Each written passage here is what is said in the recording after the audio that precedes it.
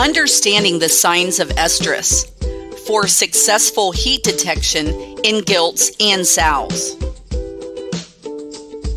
In the following slides, we will be discussing heat detection in gilts and sows. You should have in front of you a heat detection card.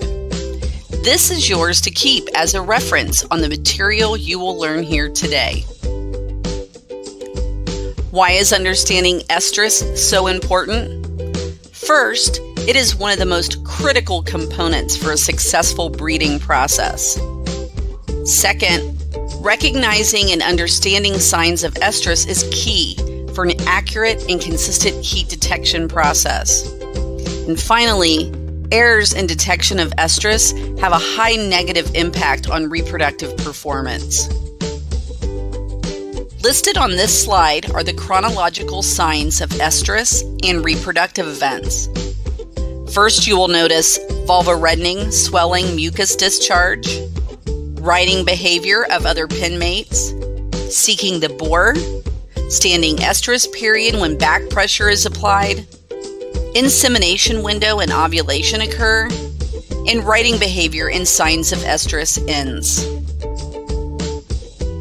The following slides represent the first reproductive event: vulva reddening, swelling, and mucus discharge.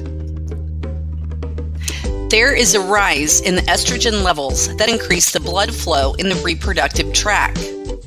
It starts 2 or 3 days before estrus onset, but becomes more obvious 12 to 24 hours before. Mucus is commonly observed in gilts. Sows have to be examined by opening the vulva. Non-estrus females clamp their tail or run, if they are in a pen, when their vulva is examined. Other behavioral changes at the beginning of heat could include a decrease of feed intake, easier to notice those females that are housed individually. Mark those females and check them in the next heat checking event, no later than 24 hours. The next behavior you will notice during estrus is the riding of other pinmates. Sows and gilts will mount and ride pinmates when housed in a group setting. When individually housed, they will try to bite or climb the dividers when stimulated with the bore. Females in group housing that are in heat will leave marks on their back and flanks of other females from riding behavior. Females who are not in heat will not tolerate to be mounted or touched. The next 2 slides discuss the seeking of the bore event. At the same time the females develop riding behavior, they also develop a strong interest in the bore. The females will seek the bore out to get closer to him. Estrus is getting stronger when the standing heat period starts and will last at least 48 hours from the onset of estrus. Continuing with our chronological signs, next is the standing estrus when back pressure is applied. We recommend direct physical bore contact with group housing. Working with a fresh bore is key. You will want to rotate them every 60 minutes. When individually housed, fence line exposure with nose-to-nose contact is required. The standing reflex will often last for 10 to 15 minutes.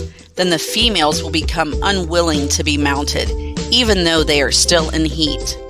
This refractory state fades within a few hours, and females will accept the bore and stand immobilized again.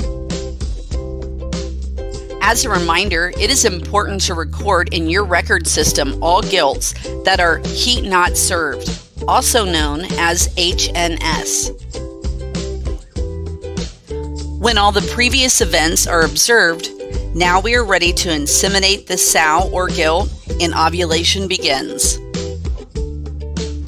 Most females will receive 2 doses of semen in a 48-hour window. Each insemination should be 24 hours apart. As you can see on the card in front of you, the ovulation occurs in the last third of the standing estrus period.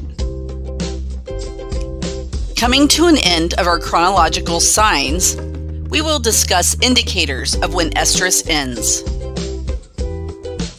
When standing estrus period ends, females do not exhibit solid standing heat in the presence of the bore during the back pressure test. They also do not seek the bore anymore. If you are noticing these behaviors, do not breed them under any circumstance. If you have any questions, discuss them with your production manager, and please let your PIC representative know if you need any extra heat detection cards or posters. These are general recommendations, and we encourage the production staff to follow the farm protocols. Farms should have procedures created and approved by their production management head.